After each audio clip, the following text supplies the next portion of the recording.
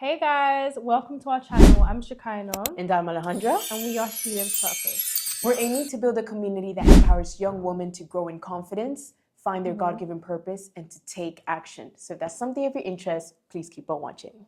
So what are we going to speak about today? So guys, today we're going to be speaking about setbacks and how to rise from them. Guys, I don't know about you, Shekinah, but I think we've all been through setbacks. So setbacks can show in so many different areas, whether that's your education. I have stories for days for that. But It could be your education. For example, you might need to retake a year at school and you're just like, or two or 3 or 4, whatever. You might need to pause your university. I know people that have had to pause their education because of money or because of personal problems. Things happen that can interrupt the things you're doing. It could be in education, it could be in your business, it could be family, a lot of setbacks. maritally, relationships. There's so many different sectors that setbacks can fall into. I've had a lot of setbacks in my life, and the reason I react to that way when it was about education is because I had it really tough when it came to education. It was not anything to do with my intellectual ability. She's it was really just smart, guys. It was just I just wanted to chill, just be with my friends. I didn't take school seriously, and that really showed. I retook 1 year in Spain. I retook the year. And then I was distraught. It felt like the end of the world. And with setbacks, it generally feels like the end of the world. And there's a lot of circumstances that I look back into and I'm like, wow, it does get better. Sometimes we think when we have a setback in our life, we can't look beyond that. You just think my life is over. And I think it's because we're so constructed to think that there's a certain way to success. Like there's a certain path for things to work out. And I think you're putting these constraints in your head. It could be through teachers. Or even marriage. Like everyone has a certain timeline for everything. Yeah, there's certain timelines for everything, exactly. And I think that's what makes setbacks such a big thing. If this happens, it's over for me. I'm cooked. Honestly, literally, I'm cooked. Chat, we're cooked. Honestly. No, and for me, also with education as well, like I didn't get into my first choice uni. And I remember in school, my teachers were saying, oh, you have to go to the highest unis if you want to get a job after the top ones. And I didn't get into it. And because I was told so many times that, oh, employers, they prefer this is the only way, it sets your mind this limitation that if I don't do it this way, then it's over. Exactly. And I think that's the same for you with your education. And before, when I was going through that setback, everything and everyone around me reminded me of that setback. And I was identified with that setback. Like, oh, look, I'm retaking the year and everything. I feel like everyone identifies with yourself with a setback. But let me tell you something. Once school finished, I was no longer identified as the girl who retook because I left school. Exactly. So you need to think about things in the bigger scale. You might be going through a setback right now and people might be looking down at you and saying all these things, but you really need to think outside the box.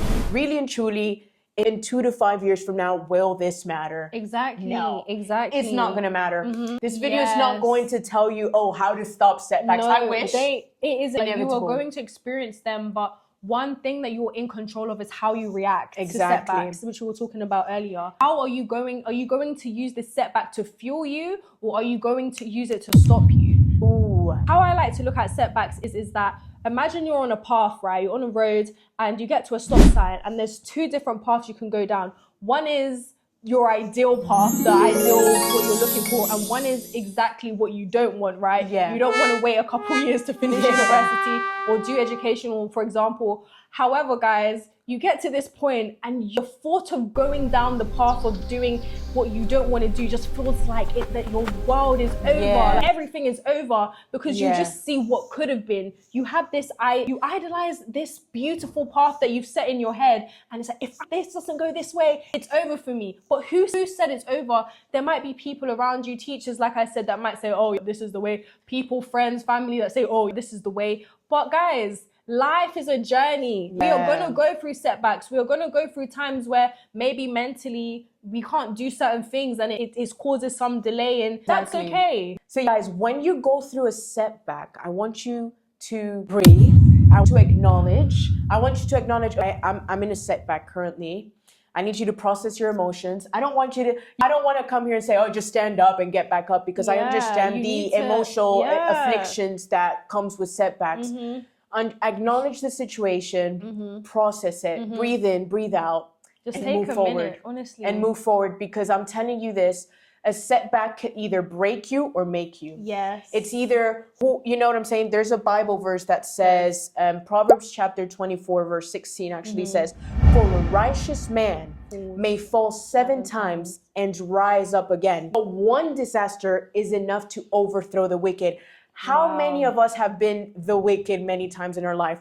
When we are working towards something and it doesn't work, so we just throw it away, just throw the towel. I want you to ask yourself this question. How many of us have looked back to that moment and said, what if I had just stayed consistent? What if I had just kept on going? What if I would have just taken that resistance and pushed through? Especially as followers of Christ, this verse that has just stuck with me, and I pray it continues to stick with all of you guys as well. Romans 8:28, and it says, in all things work together for good for those that love God. Amen. So it's just like, even when things don't go your way, and even when you experience these setbacks or these things that you didn't expect to happen, God is a God of craft. Wow. He will craft all these things that were meant to get you down, that were meant to cause discouragement and were meant to make you give up. He will use all these things and turn it around for good, and turn it around where the people that went the traditional routes for something might even end up being behind you. Wow. And that's how God works.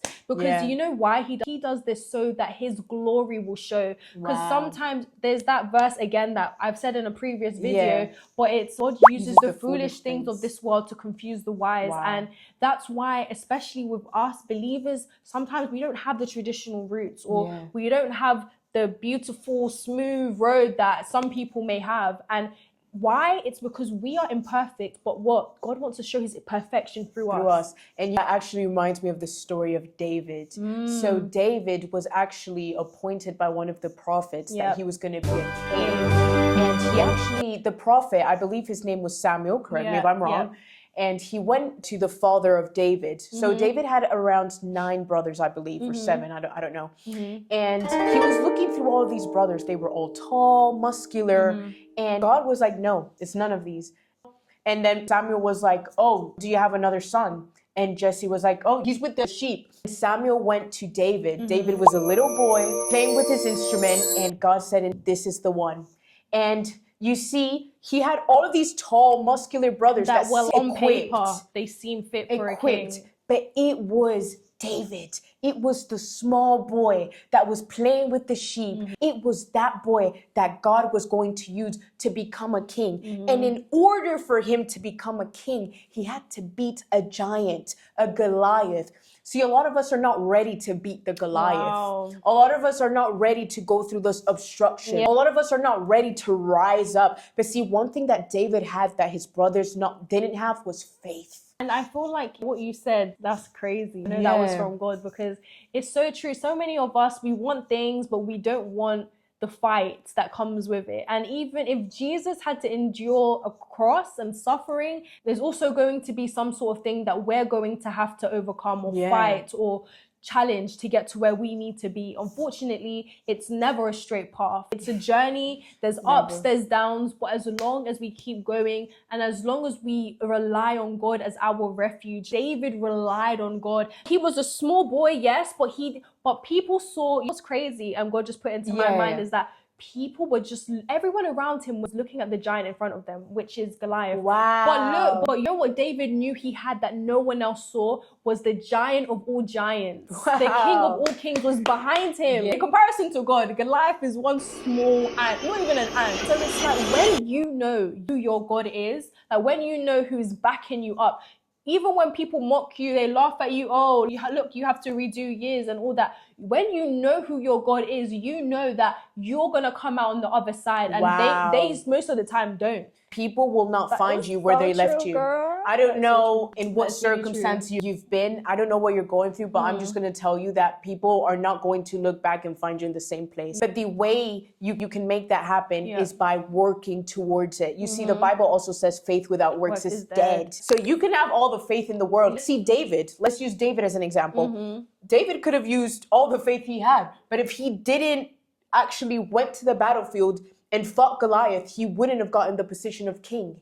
So see, a lot of you already have the promise. You see how Samuel went to Jesse and said, you're going to be a king. Some of you guys already have the promise, but are you willing to actually rise up and take what's yours?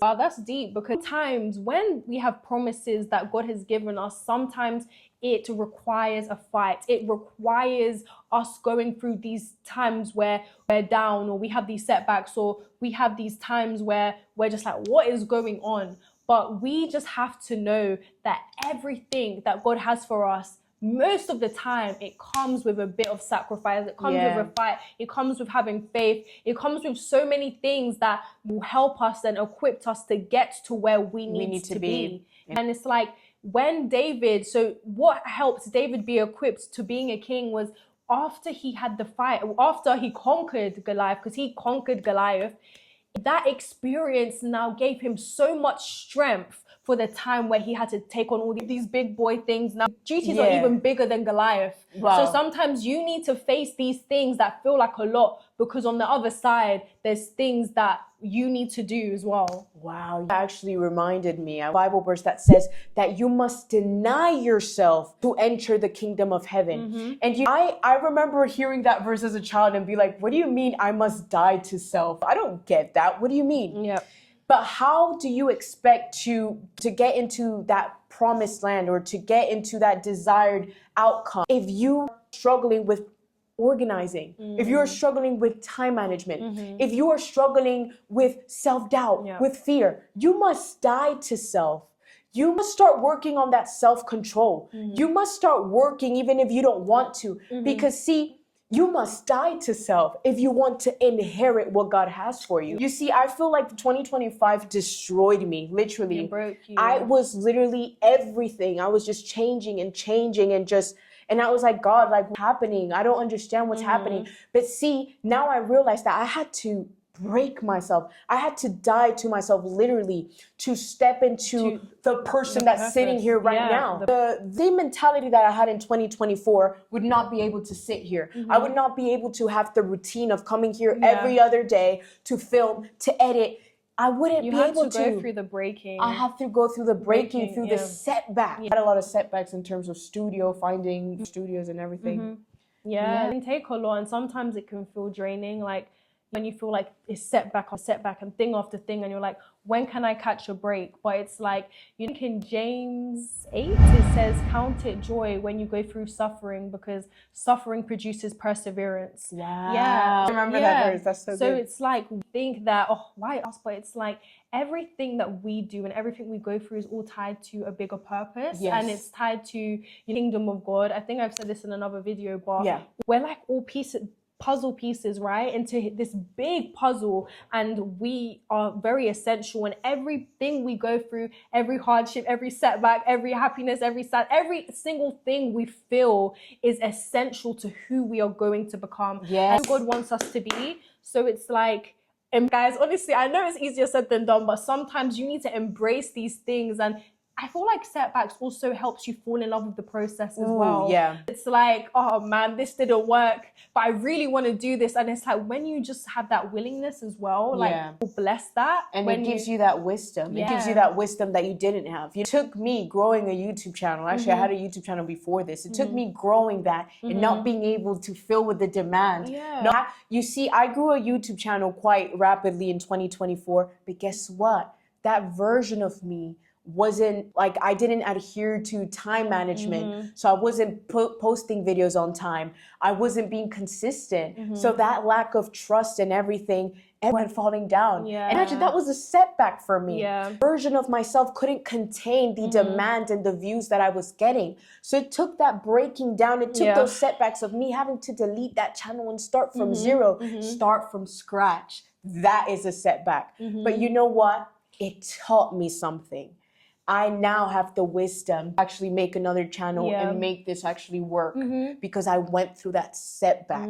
So you learn. You learn from your setbacks. You learn from those times where, even when you're repeating, let's say, going back to that example, if you're repeating something from school, like, if you're choosing the same subjects, most of the time the material is similar. So it's like take what you've already learned and apply it from that mistake and to your 100%. new season. Exactly. Yeah. So it never goes to waste. Like we always think, man, like people are ahead of me. But it's like the analogy of the tortoise and the hare, right? And the hare was going so fast, the hare thought it was gonna finish line before the tortoise.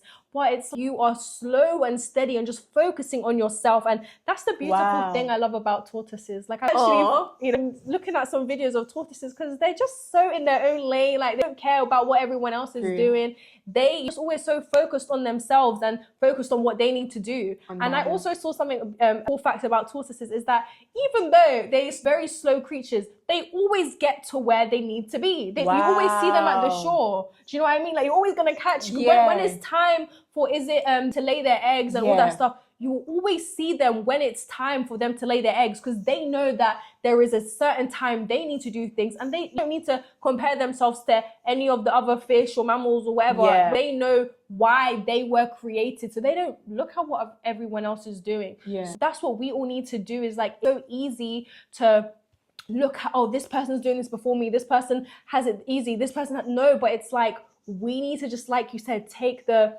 deep breath and know that you need to run your race, and that race will come with setbacks, that race might come with wiggly lines and whatever, but as long as you keep going, like future self will thank you. And you know what, that reminds me of a letter. I did myself a letter and I said, this time, Alejandra, I wish you started your YouTube channel. How's that going? And I remember opening that letter and being so proud of myself. I did that letter in 2022. Okay. I opened it and I was like, wow, Alejandra, I'm so proud of you. Like you did that.